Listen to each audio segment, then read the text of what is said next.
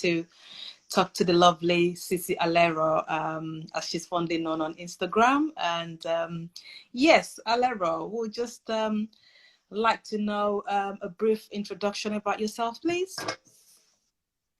Okay, my name is Alero Mashola. I live in London. I'm a, what will I say? I have a degree in business administration and a postgraduate in business management. Okay. I'm also a blogger and an adenomyosis advocate. I've worked in the healthcare sector for 10 years now. Okay. And just trying to do my bit in society. Oh, that's good to know. Thank you for that. Aside from you working in health, what sort of hobbies, what do you do in your spare time? You know, when you're advocating for adenomyosis or working, what do you normally do? I actually I love to have fun, enjoy myself. So from hanging out with friends, going to the cinema, going on holidays, or just something fun, really. Good. That's good to know. Yeah. Okay, thank you for that, Alero. I think we're just going to move on straight to adenomyosis. For a lot of people that don't know, I get people asking me, "What is that?" And you're thinking, it's out there, but not a lot of people know what it is. Can you just give us an overview or an awareness of what this is, please? Okay, so adenomyosis, it's something that's really tricky because a lot of people have, growing up, I always had painful periods and very heavy periods from the age of 13. Okay. I always had that, and I didn't know what was wrong because no one had that in the family. So my mom kept saying, "Oh, you're not being tidy because you're soiling yourself." I couldn't understand how that was happening. And as I got older, I was told I had something called dysmenorrhea, which is heavy flow of period, okay, which comes with pain. Okay. So, but I was at the age of about 17, 18. And then by the time in 2018, before 2018, I'd had surgery in 2004. Okay. And I was told I had fibroids and ovarian cysts. Ovarian cyst is when you have a growth on your ovary, and it causes really, really severe pains. So I had ovarian cysts and fibroids, open myomectomy done.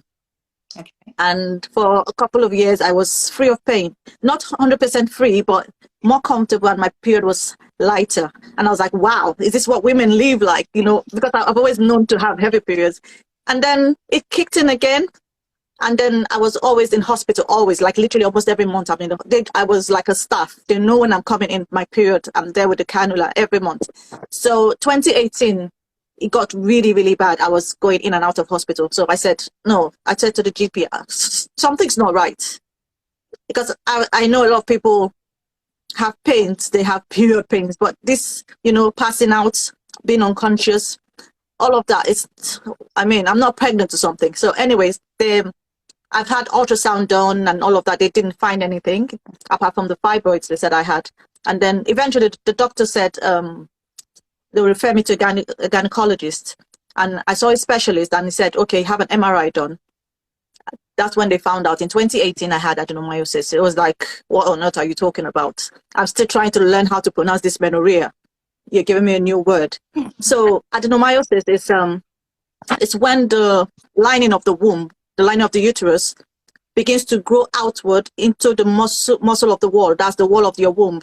It grows into it. It's like lumps all around it. And when that happens, the womb begins to enlarge.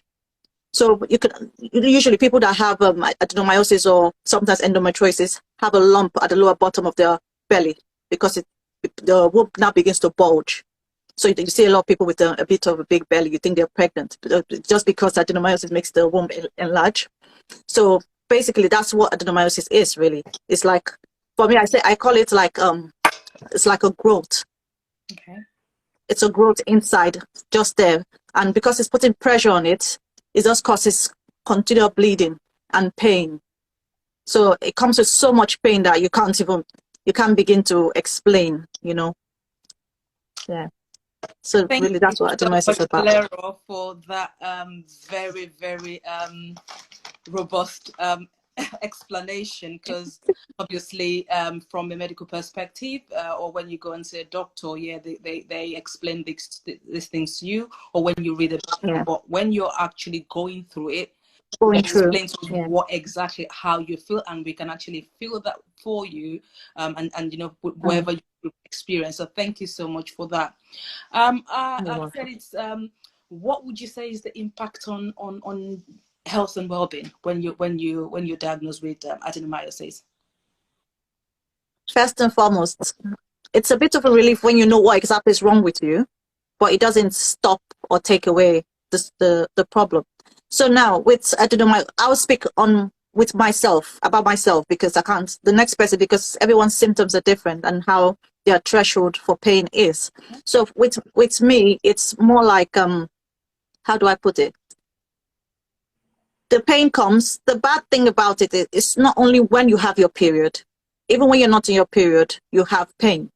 It can just, you can be fine 1 minute, you're going about your bubbly, and the next thing you can feel the pain coming. It comes to your pelvic. The pelvic pain is really, really horrible. When it kicks in, you can't do nothing. I get it with my pelvic pain. I get it with on my legs, my back. It's really bad. Then I start getting the headaches because I lose a lot of blood every month. I have severe anemia, so I have to have blood transfusions sometimes when it gets really bad, or iron infusions because I have very, very low red blood cells. So it never goes up to the normal point. But I just try to build it as best as I can with greens and all of that. But I still end up having to take iron infusion sometimes. So when you talk about your health and well-being, you can't do much because you're always tired. You're run off. You can't, you can say, oh, I'm going to go for a meeting. I'm going to hang out with my friends or, meet up. And then you can't even move. So that affects you, not just emotionally, mentally. It's a big effect on you. Also, going into work, it takes a toll. You're not productive as much as you should be when you're in that period. But if you have people that understand it, because I've learned to speak to the people I work with to tell them this is what condition I have. I am not lazy, but this, when it kicks in, so they actually know when I am okay. They know I am giving my 100%. I make sure I do everything. But when I break down, when they know, okay, this is a period, they understand, and they don't. But not everyone understands that really. But yeah, production-wise, you're not productive. So it affects your well-being. You can't even maybe tidy up your house. There are days you can't. You just be staring. You can't do nothing. Not because you don't want to do it, but because you don't have the strength to do it because you're in so much pain, and you get so irritated as well. So people are trying to talk to you to like, oh, what's the matter? Or trying to get you to calm down, and then you get so irritated. So if you don't have people that are understanding around you, they just be like, okay, this one, just leave it, But yeah, so it takes a lot from a person. It takes a lot mentally, physically, emotionally. It takes a lot financially as well, because you can't use, well, for me, I can't use the regular pads that people use. I use the really big ones. And because I bleed so much, 2 hours, I have to change. Otherwise, everywhere is, so it's financially you have to spend because you're buying certain medications, you're doing certain things. You have to go for, sometimes I have to go for acupuncture or something, just to make my body balance in a way that, I can carry on the next day, or sometimes I can't. So, yeah. Okay. Thank you, Alero. We do have empathy for you because obviously, like I said, I was reading something and they're talking about depression, severe mental health when you survive the mental health awareness month. You've told us about the physical aspects of the impact it has on you. What about mentally? Oh, mentally. So with adenomyosis, it comes with symptoms, or should I say, it can come with, apart from all the other pains I've said, things that happen to you, and on anemia, pains, pelvic pain, it also comes with infertility. So you find a lot of people who probably just got married, trying to have kids, and they're not able to. It causes miscarriages because it's a lot of work. You can feel your body working, trying to put the tummy together, but it's too much. So a lot of times some people get pregnant and then they lose the pregnancy, and some can't get pregnant at all.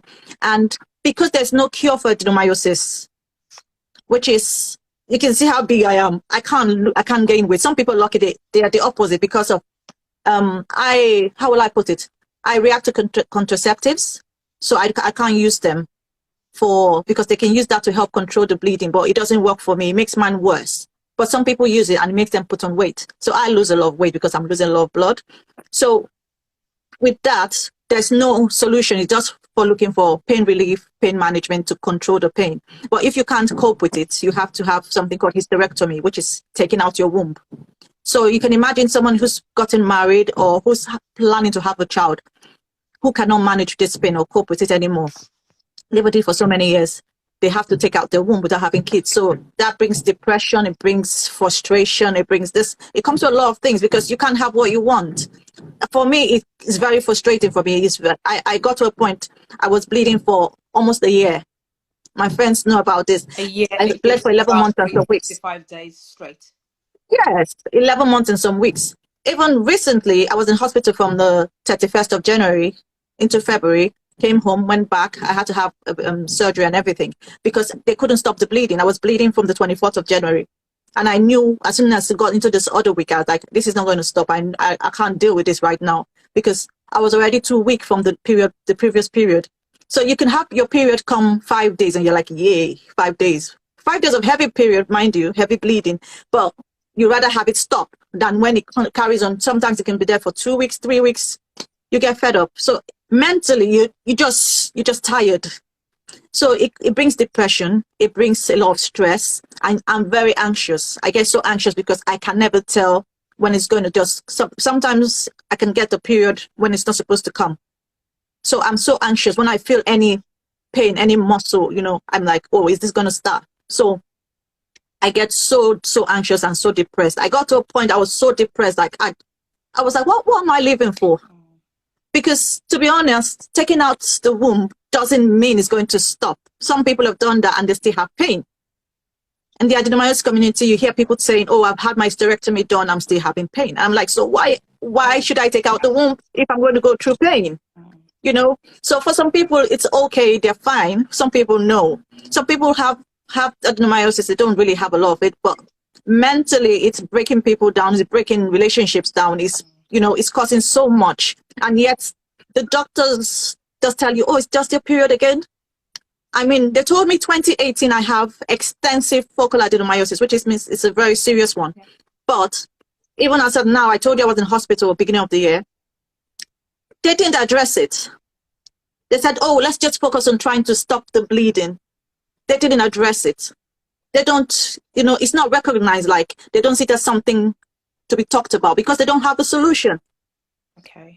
So that alone also makes you feel like, so stressed and frustrated. Like I need something to be done. So mentally, sometimes I just don't want to do anything with anyone. I'm just like, you know what, just do what you're doing. I'm tired. So it's a lot.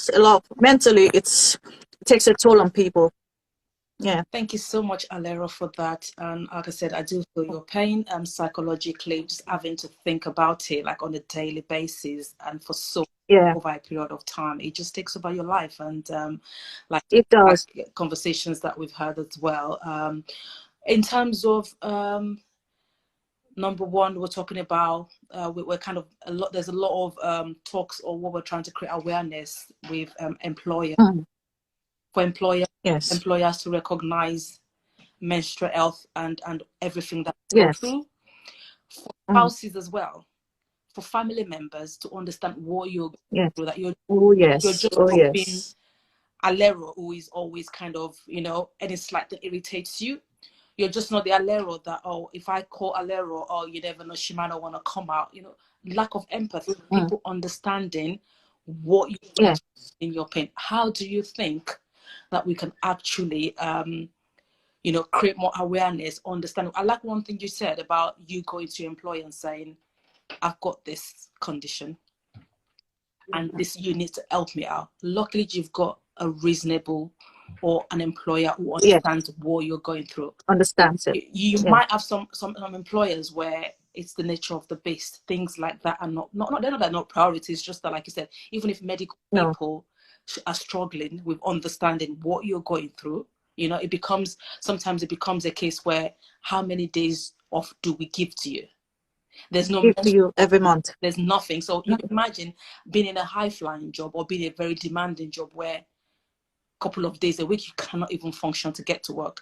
You've got a husband, or you've got your a husband that doesn't understand what you're going through, or even if they understand, it gets to a stage where unless you're on the same page, it would affect and break your relationship, like you said.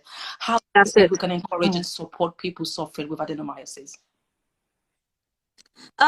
Number one, I think the first thing is for people to not lock themselves in, because a lot of people feel embarrassed talking about period at all. Just me, when sometimes I'm talking and I'm saying, oh, heavy bleeding, oh, like it's just like, you don't have to mention it. Ooh, But it's the, yeah, like, you know, I was like, but it's the truth. I mean, if you see me when I'm on my period, I mean, sometimes I use Inco sheet on my bed because it floods, you know. No matter how careful you, I've been saying I was going to try the cup, but I'm so yeah, scared. I would definitely. No, So, I'll meet up with but you in the next week or so, and I'll be able to, yeah, yeah. encourage you, So, explain it. but no, all right. So, but anyways, so as I was saying, so it's the thing is we need more people to speak up. I get people saying to me, sometimes I put up something or a post or something like, do you really have to talk about it all the time? Do you really have to? For them, they feel it's not, it's something private, you know, you shouldn't talk about it. And sometimes when I'm in pain or you're talking and I'm like that, because I mean, like I said, I started having pain from the age of 13. Even when I was in the choir, my choir members knew me that I had bad pains. There are times that I would stand up, they'll say, stand up to sing, and my whole, but behind my dress is already painted. I wouldn't know it's soiled up already because I think, oh, I just changed like an hour ago, and then someone has to cover me. So I've learned over the years to cope with the pain, like handle the pain in a certain way. So when I'm talking, I know where I'm coming from. And when people say, oh, you shouldn't talk about, I'm like, I mean, if I don't talk about it, who's going? I didn't know I had anything called adenomyosis. They kept saying you just have heavy bleeding, or, you know. And I say to people who have it, just come out, talk, Yeah. explain. Start from the house. Start from your mother, your father, your brother, your sisters. Speak to them. Let them know. Let them understand. Growing up, this is I think it was my brother, if I remember correctly. He said, "Oh, you're just an attention seeker. This one, she just wants people to be petting her, you know, that kind of thing." Because I was on the floor, like, this one doesn't know what I'm going through right now. So, and I still hear people say it even now, attention seeker. Seeking attention. I was like, wow. If pain was the way I was going to seek attention, I don't want it. So people need to speak up more. A lot of people are, what's the word? A lot of people have gotten into depression to the point where they can't even express themselves anymore. So with those people, I say, get someone to talk to. It could be your close friend or someone you know he can understand, or go have a therapy session. It's not a bad thing. The Black community, we don't want to hear therapy. We don't want to hear anything about that. I'm not having mental breakdown. No, you know, it's like you're telling them it's a taboo, it's a stigma. So all of that come out, because if people are able to first and foremost admit what you're going through, and then speak up, then they can actually get bold enough to say, okay, I can tell my boss at the office, this is what I'm going through. I can tell the next person, this is what I'm going through. The more we speak up, the more the doctors will listen. Because at the moment, people talking are not so much. You might think you're saying it everywhere, but it's just a handful of people still speaking out. So the doctors, you see, if you're talking, the first thing I get most of the time, people will say, oh, do you have endometriosis? I'm like, no, I have adenomyosis. So the doctors, you have specialists for endometriosis. Even if they send me somewhere, the specialist is endometriosis. We don't have specialists for adenomyosis. We don't have specialists dealing with adenomyosis. So once they call adenomyosis, they just say, oh, period pain, just sort it out. Nothing is done. No, so we just need to keep speaking up, talking, telling the next person. Don't shy away, especially in the Black community. We need to speak up. Thank you so much, Alero. I'm an advocate for period shame and stigma and anything to the menstrual health. Yeah. And what I tell people is, if we're ashamed to talk about it as women, how do we expect people to, how do you expect people to kind of, accept support and support, yeah. and spread the word out there? So how have you dealt with, obviously, growing up, and like I said, in the Black community especially, how have you dealt with like the shame and the stigma surrounding it? For example, leaking and your clothes been soaked from a very young age. How have you been able to bravely, keep going in terms of the period, the shame and the stigma surrounding it? Yeah. Yeah, first, when I was younger, it was really hard, especially when it happened in church. And then the next time, my mother would say, "You have to go to church." I'm like, "No," and she says, "You have to go." And with time, I just learned to brave it. Hi there, we're back with Sisi Alero. I'm just going to try and connect her as we speak. Bear with me.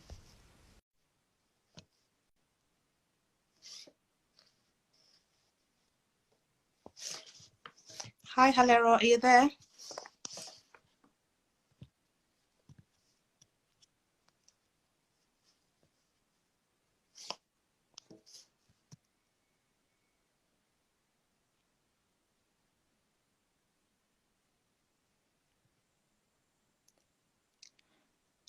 Hi, Halero, I've just sent your request to join.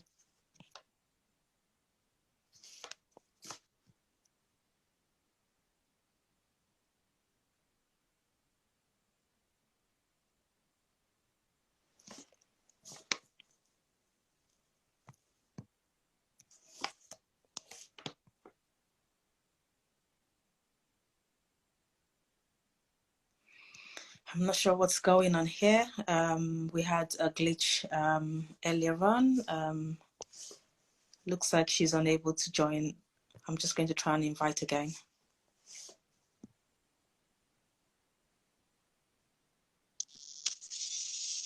Hi, Halera. Welcome back. Sorry, I don't know what happened. Yes. I don't know. I think it froze from your end, and I had to end it. Oh, I was thinking your side was frozen. I was just spinning. So I was like, "What's going on?" Problem. That's okay. Fine.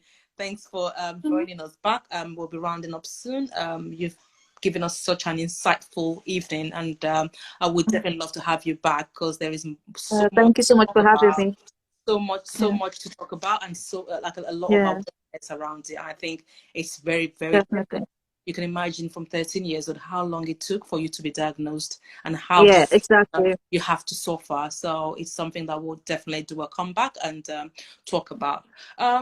Before we call it a day, what are the positive things that I know you have a lot of struggles. You've gone through so much with adenomyosis, but what would you say, what are some of the possible positive things this has actually brought to you? Because I know sometimes we look at the negative side of things, but also be it people you've met, the support you've received, and how maybe for example creating awareness. What are the positive things that this has actually brought to you?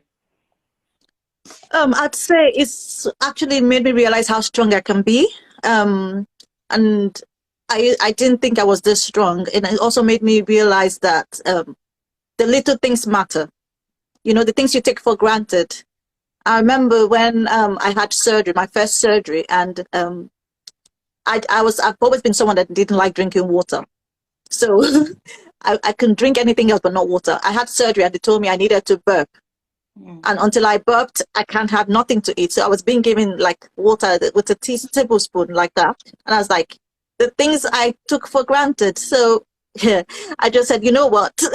I'm going to learn to appreciate life, appreciate things. I know some days I'm frustrated, of course, but I've learned to appreciate things. And when I meet someone who's got, it might not be adenomyosis, sometimes fibroids or just regular period drama, anything to do with their belly, really. So I tend to speak to them, talk to them, and try to encourage them, because I tell them, you see, I thought I was having it bad. Trust me, there are people with worse cases, and that's just giving me a reason to carry on, a reason, because a lot of people have said to me, why are you going through this pain? Just take out the womb, just have an hysterectomy. You can always adopt, or I know they're coming from a good place. It's a good place they're coming from, but at the same time, I'm a woman of faith. So I always say, in as much as I want to end the pain, and I said to God, I'm waiting on you. I don't know what you're still doing. Just do something, because at the end of the day, I know hysterectomy is not 100%. It's not going to stop the pain. It's a 50-50 chance, because I might do it and I still carry on with pain. So I try to explain to these people, saying, this is what you're going through now. But, if you look at it in this way, I'm sure you'll be able to carry on better and learn to manage your pain and manage how you're carrying on with everything. So most of the time when someone comes to me and say, how did you manage when you had fibroids? What did you do? You know, I'm so happy to actually say to them, this is what I did. Oh, you know, sometimes you don't realize you have something to share with someone until someone asks you a question. So for me, I just thought, oh, this was a burden. But then I realized, okay, the things I know already, because sometimes I'm talking to my friend and I call a term and she's like, you've come. You don't realize you're learning terms, So medical much. terms that Medical term. regular people don't know. So, you know, when someone is talking, I'm like, oh, that, oh, you mean that? And, you know, so you realize that you know more things than you should actually, that you think you do know. You know, you think you don't know these things, but when you're talking, you realize, oh, I actually know these things. So why am I feeling so laid back? I'm feeling so shy. So when you start, you know, talking to them, when I start talking to them, I feel like, okay, I've done something nice today. So that's my motto. I usually say, put a smile on someone's face today. So because I feel when you encourage somebody else, it makes you feel like, okay, I've done something good. And yeah, especially when it comes to, I call it adenomyosis, fibers, and all things tummy. So anything that has to do with that period, everything. Once you mention it, I think that's how I found your page, because I saw, oh, she's into period Walhalla. Okay, I'm here. Yeah, yeah. So yeah, I know it's been a very long journey, and there's still you know, many hurdles ahead. And I know that, yeah, we, you know, with the support, be it medical, be it whatever you're doing yourself holistically to make sure that you're feeling better, you know, we wish you the very, very best of health, you know. thank And you, thank you. it's a real pleasure having you today with us. There's so much that we need to know about adenomyosis. A lot of people talk about Yes, now. A lot of people talk about, you know, we talk about PMDD. Someone was asking me the other day, what's yes. PMDD? Mm, I will be bringing mm, someone in next week as well to talk about PMDD and how okay. your Oh, health, how it actually makes you suicidal. So it's not just, you know, people think, oh, what you're going through is just women issues and women, but these things do definitely. affect, you know, when you feel like taking Yeah. your own life just because of the issues that you're going through, be it Trust me, I've been PMS, there. I've been PMDD, there. adenomyosis. And it's not just about not having kids, it's not about infertility, it's about what your body actually goes through, you know, for True. these many Yeah. years or over a long period of your life. So it's not Uptown. something that Mm-hmm. we can actually just, you know, just dismiss. And even if the medical people are actually struggling, you know, I had a talk in Manchester, and I had four nurses at that event, retired nurses, Okay. and they came Mm. and said, I'm actually ashamed that we've been nurses for this many years, and we're sitting here for you to tell us about all these things and learning something new. So you can just Imagine that. imagine people in the Mm. medical field. Not when I tell people, you always have to write your own story. You always have to tell people Definitely. how you're feeling, and you have to always, you know, Definitely. work with these medical practitioners, because that's the only way. Because you have to work together, because they don't know either. That's it. They do, No, why you think you're suffering, you don't know. You actually know a lot, because you understand your body, you know what my to do body. and how, you know, when you understand it. So it's more a case of, let's not shy away. We're not just going to the doctors for them to tell us what to do. It's a two-way dialogue. It's research It from is. both parties. You're not just It is. relying on them and waiting for them to sort you out, because there's really no solution, like you said.